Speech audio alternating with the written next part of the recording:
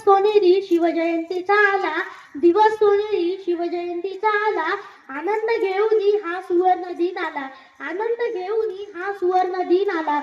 शिवरायांच्या चरणी नतमस्तक होऊया, शिवरायांच्या चरणी नतमस्तक होऊया, या सुवर्ण दिनी त्यांचे स्मरण करूया, या सुवर्ण दिनी त्यांचे स्मरण करूया. श्रोते हो, आज शिवजयंती. बुलढाणा जिल्ह्यातील सिंदखेड राजा येथील जाधव घराण्यातील लखुजीराव व म्हाळसाबाई यांच्या कन्या राजमाता जिजाऊ यांनी शहाजीराजे भोसले यांच्यासोबत विवाह करून राजनीती व युद्धकलेचा वारसा स्वराज्यासाठी सार्थकी लावला. लखुजीराव जाधव यांच्यासारख्या मातब्बर सरदाराची कन्या असल्याने त्या युद्धकला व राजकारणात निपुण होत्या. अशातच 19 फेब्रुवारी 1630 रोजी शिवनेरी किल्ल्यावर जिजाऊंच्या पोटी छत्रपती शिवाजी महाराज म्हणजे शिवबाचा जन्म झाला. शिवनेरी किल्ल्यावरील शिवाई देवीच्या कृपाप्रसादाने पुत्रप्राप्ती झाली म्हणून त्यांचे नाव शिवाजी ठेवण्यात आले. पुण्यात असताना जिजाऊंनी लाल महालात राहून शिवरायांना युद्धकला, राजनीती व रयतेवर प्रेम करायला शिकविले.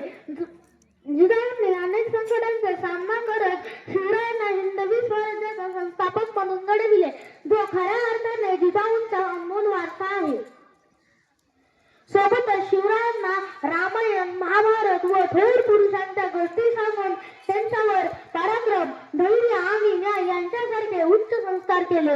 आई जिजामाता यांचे स्वराज्य स्वप्न होते, परंतु शिवरायांचे वडील शहाजीराजे हे विजापूरचे सरदार होते. परंतु सुलतानांच्या वतनदारीवर काम करणे हे त्यांना पसंत नव्हते, म्हणून स्वतःचे राज्य म्हणजे स्वराज्य स्थापन करण्याचे स्वप्न ते लहानपणापासूनच बघत होते. पुणे येथे नैऋत्य दिशेला अत्यंत रमणीय व निसर्गरम्य रायरेश्वराचे मंदिर आहे. सन 1645 साली शिवराय व त्या भागातील त्यांचे बालपणीचे मावळे मंडळी एकत्र जमले होते.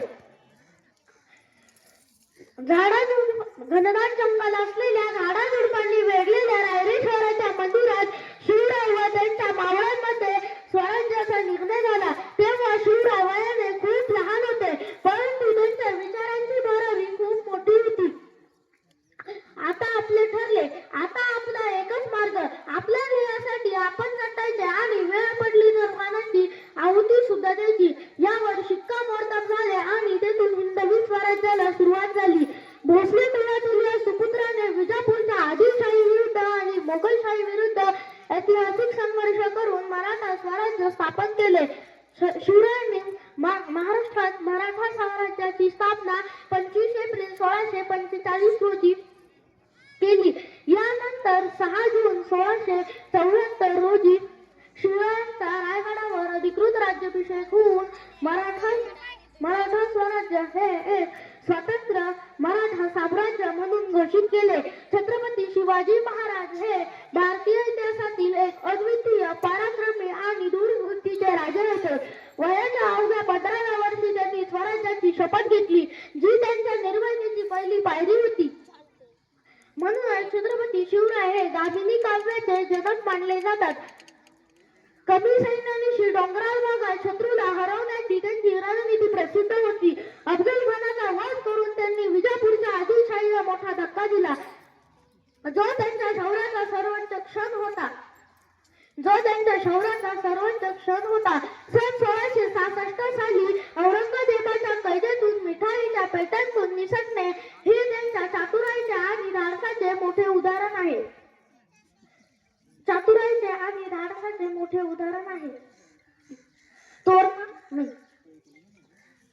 सागरी सुरक्षेचे महत्त्व ओळखून त्यांनी स्वतःचे आरमार तयार केले.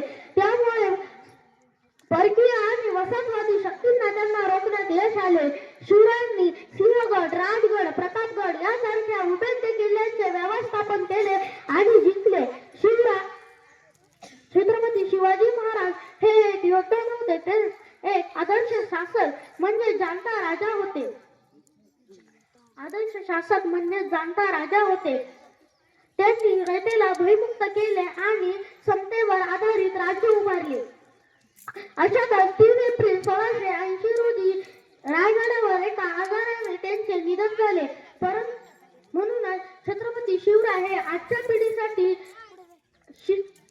शिस्त, धैर्य व राष्ट्रप्रेमाचे सर्वोच्च प्रेरणास्थान आहे. मित्रांनो, कपाळावर कुंकवाचा अर्धा चंद्र लावून दाढी वाढवून फिरणे म्हणजे शिवाजी महाराज आत्मसात करणे असा त्याचा अर्थ होत नाही.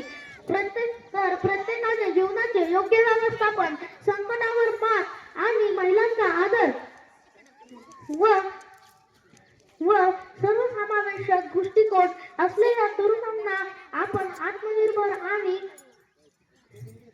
आणि एक जबाबदार नागरिक बनण्यास प्रेरित करते. अंधार फार झाला आता दिवा पाहिजे, अंधार फार झाला आता दिवा पाहिजे. महाराष्ट्राला पुन्हा एकदा जिजाऊंचा शिवबा पाहिजे, महाराष्ट्राला पुन्हा एकदा जिजाऊंचा शिवबा पाहिजे. धन्यवाद. जय हिंद, जय शिवराय.